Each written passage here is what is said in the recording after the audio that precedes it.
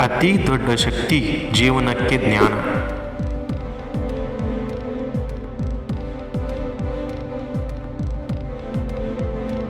ನಿರಂತರ ಜ್ಞಾನಾರ್ಜನೆಯಿಂದ ವ್ಯಕ್ತಿತ್ವ ಉನ್ನತ ಮಟ್ಟಕ್ಕೆ ಹೋಗುವುದು.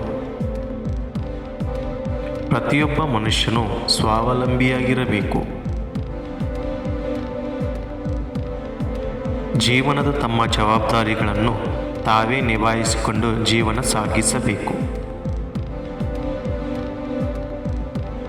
ಗುರಿ ಸಾಧಿಸಲು ಯೋಜನಾಬದ್ಧ ಯೋಜನೆ ಮತ್ತು ಶಿಸ್ತು ಬಹಳ ಮುಖ್ಯ. ಜ್ಞಾನಿಗಳ ಸಂಘ ಮತ್ತು ಒಳ್ಳೆಯ ಮಾತು ಜೀವನವನ್ನು ಸುಂದರಗೊಳಿಸುತ್ತದೆ. ನಂಬಿಕೆ ದ್ರೋಹಿಗಳಿಂದ ದೂರವಿರಬೇಕು. ಕೆಟ್ಟ ಕಾರ್ಯ ಮಾಡುವ ಕೆಟ್ಟ ಜನರಿಂದ ದೂರ ಇರಬೇಕು. ದೂರ ಮಾಡಬೇಕು ಶತ್ರುತ್ವ ಮತ್ತು ಸಮಸ್ಯೆಗಳನ್ನು ಚಿಕ್ಕದಿದ್ದಾಗಲೇ. ನಾನು ಈ ಕೆಲಸ ಮಾಡಲು ಕಾರಣ ಮತ್ತು ಈ ಕೆಲಸದ ಪರಿಣಾಮಗಳು ಏನು ಎಂದು ಯೋಚಿಸಿ ಕೆಲಸ ಪ್ರಾರಂಭಿಸುವ ಮೊದಲು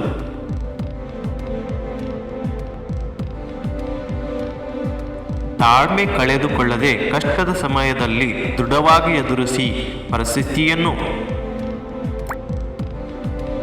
ಕಠಿಣ ಮತ್ತು ಪರಿಶ್ರಮದ ನಿರಂತರತೆಯಿಂದ ಯಶಸ್ಸು ಸಿಗುವುದು ಕೇವಲ ಅದೃಷ್ಟದಿಂದ ಸಿಗದು.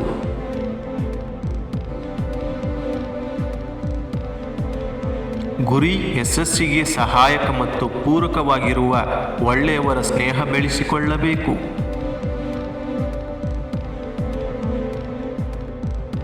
ಸಮಯ ಹೋದ ಮೇಲೆ ಮತ್ತೆ ಬರದು. ಬುದ್ಧಿವಂತರು ಸಮಯವನ್ನು ಸರಿಯಾಗಿ ಬಳಸಿಕೊಳ್ಳುತ್ತಾರೆ.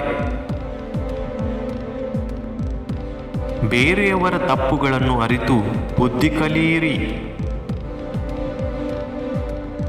ಬುದ್ಧಿವಂತರಾಗಬೇಕು, ಏಕೆಂದರೆ ಬುದ್ಧಿವಂತರಿಗೆ ಜೀವದ ಭಯ ಇರುವುದಿಲ್ಲ.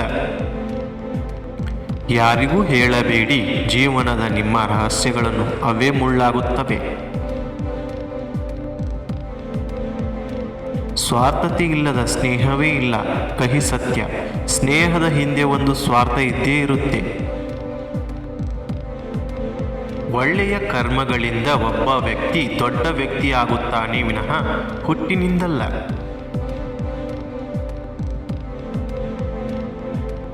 ಯಾವುದೇ ಕೆಲಸ ಪೂರ್ಣಗೊಳ್ಳುವ ಮೊದಲು ಯಾರಿಗೂ ಹೇಳಬೇಡಿ. ಕಾರಣ ಶತ್ರುಗಳು ಅಡ್ಡಿಪಡಿಸುತ್ತಾರೆ ಆ ಕೆಲಸಕ್ಕೆ.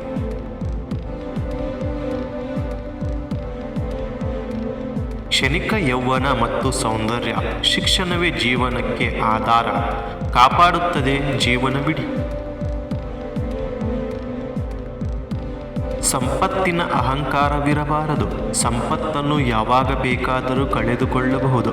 ಕಷ್ಟ ಕಾಲಕ್ಕೆ ಹಣವನ್ನು ಸಂಪತ್ತನ್ನು ಕೂಡಿಟ್ಟಿರಬೇಕು.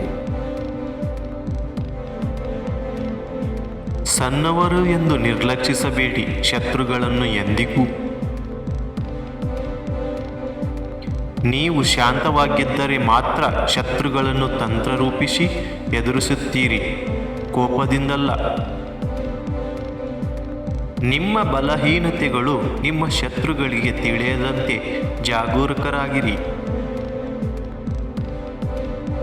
ವಿನಾಶದ ದಾರಿ ಅಹಂಕಾರ. ಎಷ್ಟೇ ಅಧಿಕಾರ ಮತ್ತು ಸಂಪತ್ತು ಇದ್ದರೂ ಅಹಂಕಾರದಿಂದ ಇರಬೇಡಿ. ಆರೋಗ್ಯವಂತ ವ್ಯಕ್ತಿ ದೊಡ್ಡ ಗುರಿಯ ಮುಟ್ಟಬಲ್ಲ. ದಿನನಿತ್ಯ ಸ್ವಲ್ಪ ಸಮಯ ಯೋಗ ವ್ಯಾಯಾಮ ಮಾಡುವುದರಿಂದ ಆರೋಗ್ಯವಂತ ವ್ಯಕ್ತಿಯಾಗಿರಬಹುದು. ಯಾವುದೇ ಕೆಲಸ ಮಾಡುವ ಮೊದಲು ತಿಳಿಯಿರಿ, ನನ್ನ ನಿಜವಾದ ಸ್ನೇಹಿತ ಯಾರು, ಯಾವುದು ಸರಿಯಾದ ಸಮಯ, ಯಾವ ರೀತಿಯ ಸ್ಥಳ, ವೆಚ್ಚ ಮತ್ತು ಆದಾಯ ಎಷ್ಟು, ಎಷ್ಟಿದೆ ನನ್ನ ಶಕ್ತಿ ಮತ್ತು ಸಾಮರ್ಥ್ಯ.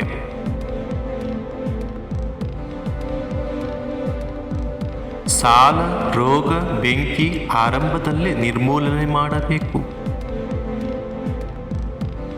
ಸಂಕಷ್ಟದ ಸಮಯದಲ್ಲಿ ಸಂಬಂಧಿಕರ ನಿಜವಾದ ಮುಖ ತಿಳಿಯುವುದು. Subscribe, like, share, comment and support me. ನಿಮಗೆ ಈ ವಿಡಿಯೋ ಇಷ್ಟವಾಗಿದೆ ಎಂದು ಭಾವಿಸುತ್ತೇನೆ. ಧನ್ಯವಾದಗಳು.